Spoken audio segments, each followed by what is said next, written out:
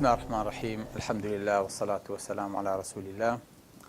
خوشحالم جارێکی دەردێمەوە خزمەتتان لە زنجیرە باسی ڕۆژ و تەندروستیە. دیارە لە باسی زنجیری ئەمڕۆیە باسی کاریگەری ڕۆژوەکەین لەسەر نەخۆشیەکانی دڵ و بۆریەکانی خوێن.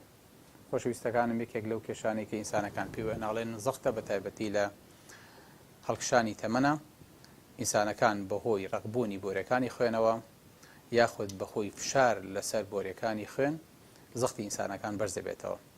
وازانم ئەگەر ئینسان بە ڕۆژوو بێ، هەم خێ کەمەخوا، هەم ئاو کەمەخوا، هەم زەخت لەسەر دڵ و لەسەر بۆریەکان کەمە بێتەوە. ئینسان کاتێک کە بە ڕۆژووە بێ لێدانی دڵی خاوە بێتەوە بۆ 6، ئەمەش وا کات ئینسان لە ماوەی 24 سەعاتە 28,000 لێدانی دڵی بۆ بکەڕێتەوە. واتە بەڕاستی ئەمە ئەرکێکی زۆر لە کۆ دڵەکاتەوە و لە سادەی ئەو خوێنی کە ئینێرە بۆ جۆگەی هەرس دیسانەوە ئەو فشارش لەسەر ئەم کەمە بێتەوە و خوێن بەکارێتەوە بۆ ئەندامەکانی تریاش. ئینسان لە کاتێکا کە فشاری خوێنی هەیە و بۆرەکانی تووشی تەسەڵوب بوون، تووشی ڕغبوون بوون بۆ هیچ شەوریەوە، باشترین پارێزەوەیە کە ئینسانەکان بە ڕۆژوو بێ و زەختی دابەزێ. ئەو کەسانەی کە زەختیان مستەقیڕە و عیلاجە خۆن، بە تایبەتی عیلاجی ئەمڕۆ زۆربەی وای لە هاتووە کە حەبێک لە ڕۆژێکە یاخود دوو حەب لە ڕۆژێکایە ئەتوانێت لە پاشێوا بیخوا و لە بەربانگا بیخوا، هیچ کێشەیەک بۆ زەختەکەی دروست نابێ. بەڵام ئەگەر زەختەکەی یاری کرد یاخود غیر مستەقیر بوو، لەم کاتەیە ئینسانەکە ئەتوانێت ڕۆژۆکەی بشکێنێ و هیچ کێشەیەکی بۆ دروست نابێت. بە تایبەتی لە کاتی ڕەمەزانە، چونکە ئینسانەکە نوێژی تەراوی حەکات و ڕیاضەیەکە کات و ئەجوڵێ و تەهەجوود دەکات، ئەوەی تر ئەو کۆلیسترۆڵ و چەوری کە ئەوێ بنیشێ لە کۆڵ ئینسانەکە بێتەوە و کۆمەڵێک کێشەی زۆری بۆ ئاسانەکات و مشکلەکانی حەلەبێ ئینشاءالله. یەکێک لە مشکلەکانی تر فەشەلی دڵە یاخود دڵمردنە. ئەو ئینسانانەی کە دڵیان سستە، ئەگەر دڵ سستیەکەی حاد نەبوو، بەقووەت نەبوو، تووشی هەناسەتونی و تووشی کۆبوونەوەی ئاوی لە سنگەکانیان نەکرد و قاچەکانی نەئاوسان، واتە شتێکی مزمون بی لەگەڵیان، بەڕاستی ئەرکێکی زۆر لەسەر دڵەکاتەوە لە کاتێکە ئینسانەکان بەڕۆژوە بن. بەڵام ئەگەر ئینسانەکە پێویستی بۆ بوو مدەڕیرات بخوات، واتە ئەو حەبی کە میزی پێیەکە، یاخود پێویستی بۆ لە خستخانە بکەوێت، یاخود پێویستی بۆ بوو کە چارەسەرێکی کتوپڕی سستی دڵەکەی بۆ بکرێت، لەم کاتەیە بەناچاری ئەبێ ڕۆژەکەی بشکێنێ.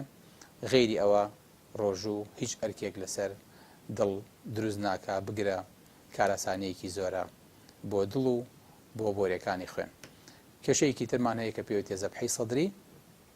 ئەو کەسانەی کە تووشی سنگ تومبوونە بن یاخود بۆریەکانی خوێنی دڵیان کەم خوێنی بۆ ئەچێ، ئەو کاتە ئەگەر پێویستی نەکرد ئینسانەکە ئازارێکی زۆری سنگ وای لێ نەکرد کە ڕۆژۆکەی بشکێنێ و حەپی ژێر زمانەکەی بخوا، لەم کاتە ئینسانەکە زۆر بە ئاسانی توانێت بە ڕۆژوو بێ واتوانێت حەپەکانی بخاتە پارشێ و بەربانگەوە و هیچ کێشەیەکی بۆ دروست ناکات و مشکلی نابێ. بەڵام هەر کاتی ئازاری سنگەکەی بۆ دروست بوو یاخود زەبحەکەی یاری کرد غیر مستەقیر بوو، لەو کاتەیە بەناچاری ئەبێ ڕۆژۆکەی بشکێنێ.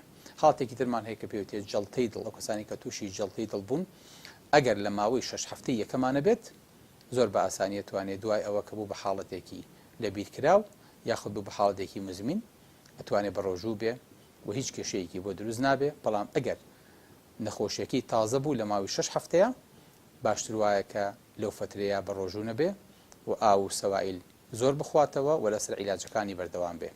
حاڵەتێکی ترمان هەیە ئەوانەی کە تووشی نەخۆشی سەمامی دڵە بن. ئەمانەش ئەگەر سەمامی دڵەکەیان مشکلی ڕۆماتیزمی نەبێ و هەناسەتونیان بۆ دروست نەکا و حاڵەتەکانیان مستەقیر بێ و حاڵەتەکانیان حاد و ئەکوید نەبێ، دیسان ئەمانەش دەتوانن بە ڕۆژوو بن. بە مەرجێک پێویستیان بە مدەڕیرات و بە حەپێک نەبێ کە وایان لێکات می زۆر بکەن و ئەو ئاوەی کە لە ناو بۆریەکانی خوێنایە لە کۆڵی بکەنەوە. بۆیە ئەو کەسانی کە نەخۆشی دڵیان هەیە ئەتوان بە ڕۆژوو بن بە مەرجێک: یەک، فەشەلی دڵیان نەبێت بە شێوەیەکی کتوپڕ و لە ماوەی 6 هەفتەیە. دوو، ئەوانەی کە زەبحەی سەدریان نییە و لە کاتی ڕۆژە بە تایبەتی هیچ ئازارێکی سنگ و ناڕەحەتیان بۆ دروست نابێ و پێویستیان بە حەپی ژێر زمانەکە نییە.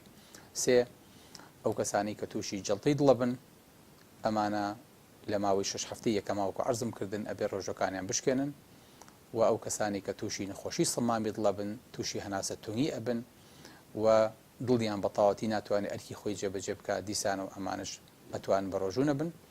خاڵێکی تر لە خاڵەکان ئەوەیە کە تەنزیمی دڵ تێکچێ واتە دڵ پەلەپەل و خاو بێتەوە یاخود تەرتیب و نیزامی دڵ سەریع بێت و خاو بێت ئەو کاتە دیسانە و میسانەکە ئەتوانێت بە ڕۆژوو نەبێت چکە لەم کاتانەیە زەرێری لێکەوێت و ئاخر خاڵ ئەو کەسانی کە بە ڕۆژوو ئەبن و عملیاتی دڵیان بۆ کراوە لە ماوەی 6 هەفتەی یەکەمە ئەتوان بە ڕۆژوو نەبن دوای 6 هەفتەکە کە تێپەڕی ڕۆژوو بۆ ئەوان چارەسەرە نەوەکو ئەرک و ماندوو بوون. والسلام عليكم ورحمة الله وبركاته.